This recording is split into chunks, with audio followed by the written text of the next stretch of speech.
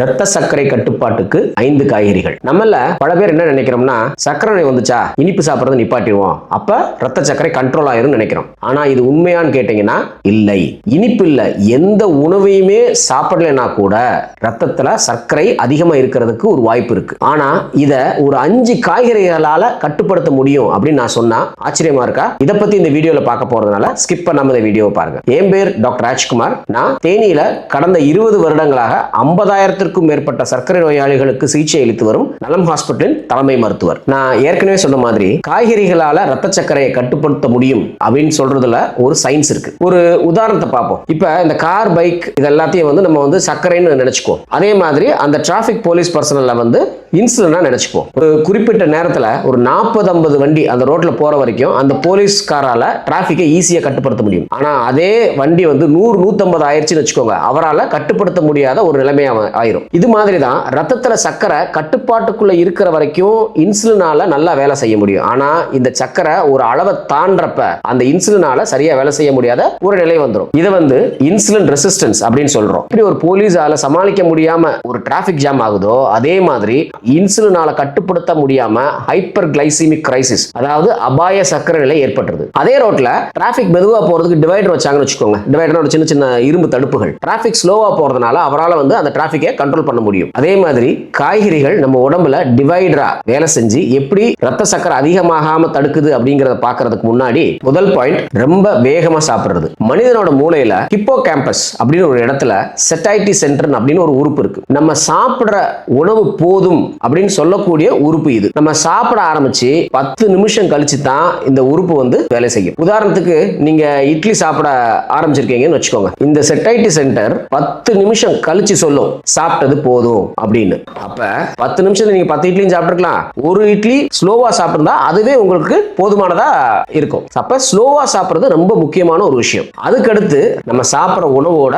ஊட்டச்சத்து அளவு. உங்க எல்லாருக்கும் தெரியும், உணவுல மாவு சத்து, புரோத சத்து, கொழுப்பு சத்துன்னு 3 வகையான சத்துகள் இருக்கு. இதுல புரோதமும் கொழுப்பும் ரத்தத்துல டைரக்டா சர்க்கரையா மாறாது. ஆனா இந்த மாவு சத்து டைரக்டா சர்க்கரையா மாறிடும். சோ சர்க்கரையா மாறக்கூடிய உணவுகள் நிறைய சாப்பிட்டோம்னா ரத்த சர்க்கரை அளவுக்கு அதிகமா கூடிடும். இதனாலதான் மருத்துவர்கள் அரிசி சாதத்தை காட்டிலும் மில்லட்ஸ், வரகு, திணை, கேழ்வரகு இதெல்லாம் நல்லதுன்னு சொல்றோம். அரிசியும் இந்த திணைகளும் செரல் ஃபேமிலியா இருந்தாலும் இந்த மில்லட்ல மாவு சத்து குறைவா இருக்கறனால இது ரத்தத்துல சர்க்கரையா மாறக்கூடிய அளவு குறையுது. இதனால இத பிரெஃபரபிளா சாப்பிடுங்கன்னு சொல்றோம். அடுத்து உணவோட தன்மை. நம்ம சாப்பிடுற உணவு எளிதா செமிக்கக்கூடியதா இருந்துச்சுன்னு வச்சுக்கோங்க. உதாரணத்துக்கு கேப்ப கூழாவோ களியா சாப்பிட்டீங்கன்னா அது வயிற்றுக்குள்ள போய் உடனே செரிமானமாகி உடனே ரத்த சக்கரை மேலே ஏறும். கொஞ்ச நேரத்தில் இந்த சக்கரை கீழே இறங்கிடும். ஆனா இதே கேப்பைய ரொட்டியாவையோ தோசையாவையோ சாப்பிட்டீங்கன்னா அது வயிற்றுல போய் செரிமானமாகக்கூடிய நேரம் கொஞ்சம் அதிகமா இருக்கும். அப்ப ரத்த சக்கரை ஸ்லோவா மேலே ஏறும், ஸ்லோவா கீழே இறங்கும். சோ எப்பயுமே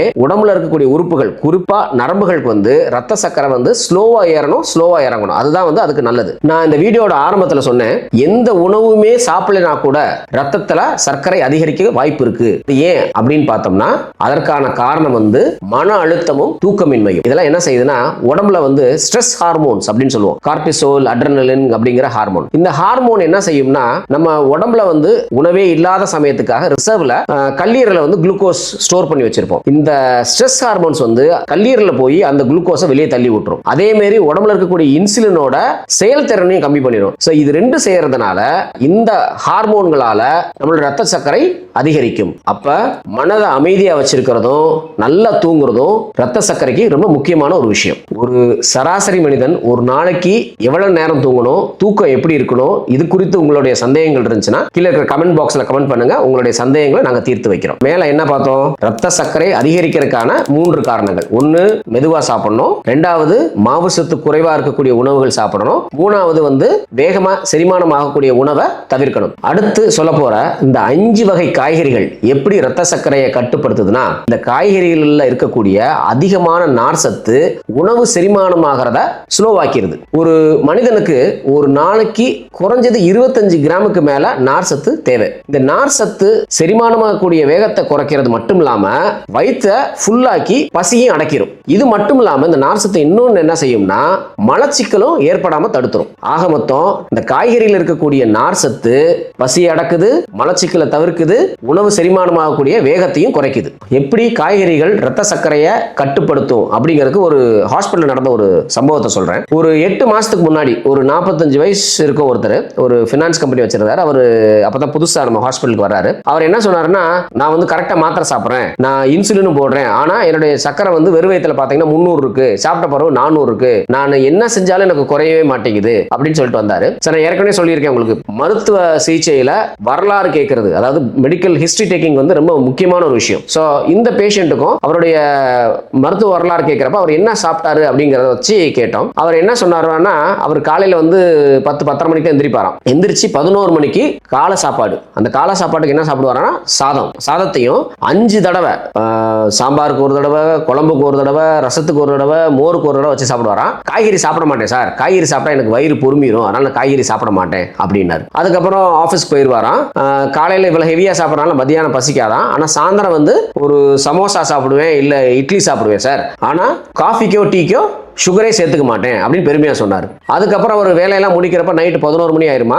ஸோ அந்நேரம் வீட்டுக்கு போனால் எதுவும் இருக்காதுங்கிற ரீசன்னால போகிற வழியில ஒரு 5-6 பரோட்டா மட்டும் வாங்கி சாப்பிட்டு வரான். ஸோ இதுதான் அவருடைய உணவு முறை, ஒரு தவறான உணவு முறை. ஸோ அப்போ அவர்கிட்ட நாங்கள் ஒரு பண்ணோம், நாங்கள் ஒரு சேலஞ்ச் பண்ணுறோம், நாங்கள் சொல்கிற மாதிரி உங்களுடைய உணவு முறையும் உங்கள் வாழ்க்கை முறையும் மாற்றுங்க, 20 நாளில் சுகர் குறையுதா இல்லையான்னு பார்ப்போம் அப்படின்னு சொன்னோம். அதுக்கு வந்து அவருக்கு கொடுத்த சேலஞ்ச் வந்து வெஜிடபிள் ஃபர்ஸ்ட், உணவுக்கு முன் காய்கறி அப்படிங்கிற ஒரு டயட் பிளானர். ஸோ என்ன செஞ்சோன்னா, ஃபர்ஸ்ட் அவர் வந்து முதல்ல நீங்கள் காலையில் கொஞ்சம் வேகமாக எந்திரிச்சு ஒரு அட்லீஸ்ட் ஒரு 1/2 மணி நேரம் வாக்கிங் போங்க. அதுக்கப்புறம் காலையில் நீங்கள் இட்லி தோசை ஒரு 8-9 மணிக்கு சாப்பிட்றீங்கன்னா அதுக்கு முன்னாடி 1 கப் காய், அது வேக வச்ச காயோ இல்லை பச்சை காய்கறிகளோ 1 கப் காய் 10 நிமிஷம் ஸ்லோவாக சாப்பிடணும் அப்படின்னு சொன்னோம். அதுக்கப்புறம் மதியான உணவுக்கு சாதமே சாப்பிடுங்க, பட் சாதத்துக்கு முன்னாடி திரும்பி 1 கப் காய். அதே மாதிரி நைட்டு இட்லி தோசை சாப்பிடுங்க கொஞ்சம் வேகமாக ஒரு 8-9 மணிக்கு போல, அப்பையும் அவசியம் 1 கப் காய் சாப்பிடணும் அப்படின்னு சொன்னோம். ஸோ அவரும் நான் ஃபாலோ பண்ணுறேன் அப்படின்னு சொல்லிட்டு போயிட்டாங்க. 20 நாள் கழிச்சு வருவாருன்னு எதிர்பார்த்தோம். பட் அவர் 15 நாளே வந்துட்டார். சார் எனக்கு சக்கரை குறைஞ்சிக்கிட்டே இருக்கு, படபடன்னு வந்துருது, வேர்க்குது, சுகர் செக் பண்ணி பார்த்தா 80-70ன்னு காட்டுது, நான் என்ன சார் செய்யணும் அப்படின்னு சொல்லி சொன்னார். அவருடைய வாழ்க்கையில சின்ன மாற்றங்கள் செய்யறதுனால சக்கரை எவ்வளவு குறைக்க முடியுதுன்னு பாருங்க.